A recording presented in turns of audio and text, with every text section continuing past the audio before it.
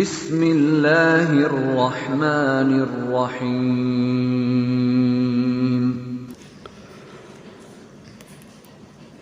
ابو داؤد، ترمذی اور ابن ماجہ کی روایت ہے، حضرت عبداللہ ابن عباس رضی اللہ تعالی عنہما فرماتے ہیں کہ نبی کریم صلی اللہ علیہ وسلم نے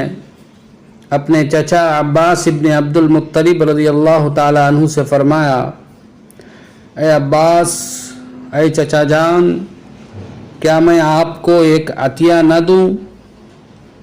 کیا میں آپ کو بخشش کرنے والی چیز نہ بتاؤں؟ کیا میں آپ کو بہت ہی فائدہ دینے والی چیز نہ بتاؤں؟ کیا میں آپ کو ایسی چیز نہ بتاؤں کہ جب آپ اس کو کر لیں گے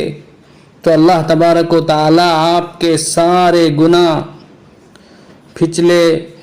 پرانے، نئے، خطاً کیے ہوئے،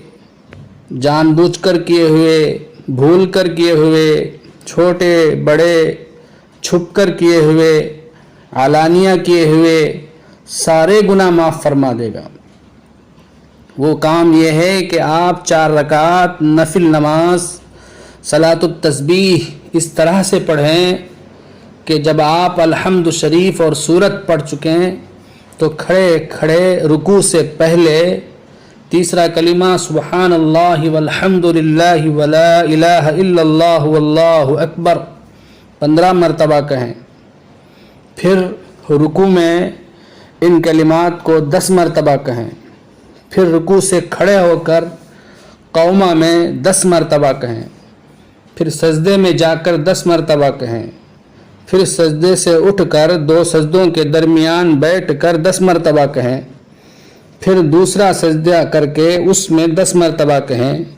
پھر سجدے سے اٹھ کر بیٹھ جائیں اور پھر 10 مرتبہ کہیں۔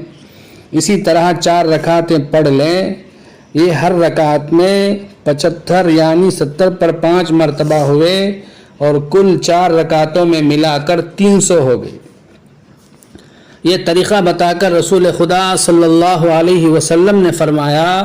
اے چچا جان، اگر آپ سے ہو سکے تو روزانہ 1 مرتبہ اس نماز کو پڑھ لیا کرے، اگر روزانہ نہ ہو سکے تو کم از کم ہفتے میں 1 مرتبہ پڑھ لیا کریں، یہ بھی نہ ہو سکے تو مہینے میں 1 مرتبہ پڑھ لیا کریں،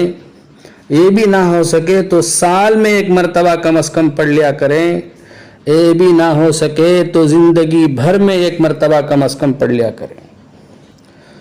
حضرت ابن عباس رضی اللہ تعالی عنہ یہ نماز ہر ہفتہ، ہر جمعے کے دن پڑھا کرتے تھے۔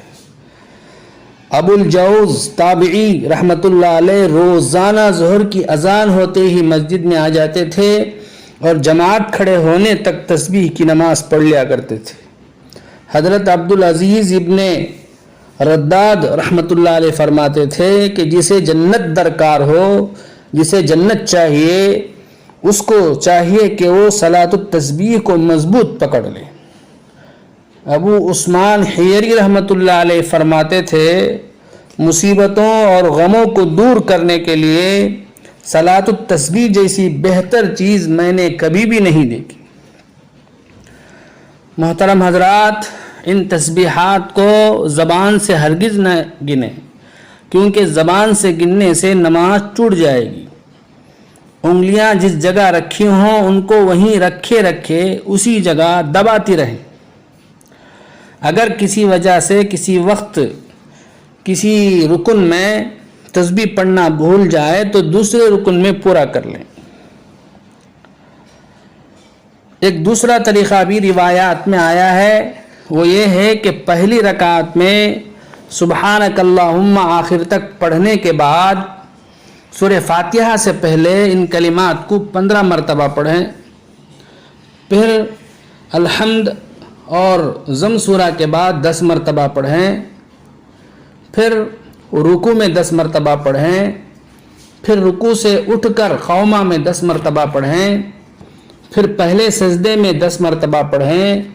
پھر 2 سجدوں کے درمیان 10 مرتبہ پڑھیں، پھر دوسرے سجدے میں 10 مرتبہ پڑھیں۔ تو اب کل 75 مرتبہ ہو جائیں گے اور کل 4 رکعتوں میں 300 مرتبہ ہو جائیں گے۔ اللہ تعالیٰ ہم میں سے ہر ایک کو اس نماز کو پابندی سے پڑھنے کی توفیق عطا فرمائے۔